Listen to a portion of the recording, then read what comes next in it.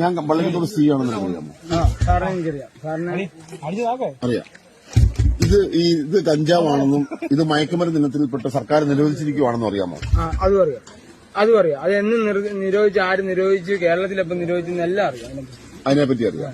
ഇത് ഈ പറയുന്ന സംഭവം മയക്കുമരുന്ന് വെച്ചിട്ട് കേരളം മുഴുവൻ ഡ്രഗ്സിന് അഡിക്റ്റ് ആയിട്ടുള്ള ഒരു കൂട്ടം ആൾക്കാരാണെന്നുള്ളതിനെ പറ്റി അറിയാമോ? അതല്ല, അതിനെ ഒരു കൂട്ടം ആൾക്കാര് എന്നെ സാറിന് ഇപ്പൊ ഒരു പഞ്ചായത്തിൽ 1000 പേരുണ്ടെങ്കിൽ അതിലൊരു 10 പേരെ കഞ്ചാവ് അടിക്കുന്നുള്ളൂ. പക്ഷെ ഈ 1900 പേരും മദ്യം അടിക്കുന്നത്. അപ്പൊ ഒരു സ്ഥലത്ത് പ്രശ്നം നടന്നു കഴിഞ്ഞാൽ ഏറ്റവും കൂടുതൽ പ്രശ്നം ഉണ്ടാക്കുന്ന മദ്യം കൊണ്ടല്ലേ. പക്ഷെ പിടിക്കുമ്പോൾ ജനങ്ങൾ പറയുന്ന ഉണ്ടാക്കുന്നതാണ് കഞ്ചാവ്.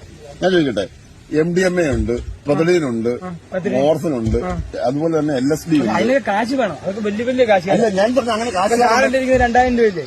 ഈ 2000 രൂപയുടെ ഡബിൾ വേണം MDMA മേടിക്കാൻ. ഞാൻ പറഞ്ഞു ഈ 2000 രൂപ നീ ഇത് വിറ്റിട്ട് കിട്ടിയ കാശല്ല. പക്ഷെ ഈ 2000 ഡബിൾ വേണം MDMA മേടിക്കാൻ. അപ്പൊ ആരും പോവും. ഞാൻ പോകത്തില്ല ഒരിക്കലും. എനിക്കത് എത്ര പങ്കുണ്ടെങ്കിലും ഞാൻ MDMA കാശ്. അപ്പൊ നീ ഇപ്പോഴും വിചാരിക്കുന്നതും വിശ്വസിക്കുന്നതും ഈ മയക്കുമരുന്ന് വിൽക്കുന്നത് തെറ്റല്ല എന്നാണ്? മയക്കുമരുന്ന് എല്ലാം തെറ്റാണ്. ആശുപത്രി. പക്ഷെ ഇത് മയക്കുമരുന്നാണോ? അല്ല, ഇത് മയക്കുമരുന്നിന്റെ കൂട്ടത്തിൽ സർക്കാർ 85 പെടുത്തിയത് വെറും 29 വർഷമായിരുന്നു. ഇത് മയക്കുമരുന്നല്ല, കഞ്ചാവ് മയക്കുമരുന്നല്ല. 39 വർഷമായിരുന്നു. കഞ്ചാവ് മയക്കുമരുന്നല്ല. മയക്കുമരുന്ന് സർക്കാർ പെടുത്തിയതാ. അത് പൊതുവെ ഒരു പ്രകൃതിയുടെ ഇത് നോക്കുവാണെങ്കിൽ ഒരിക്കലും ആരും പറയത്തില്ല. കാരണം ഇതിനെ പറയത്തില്ല. കാരണം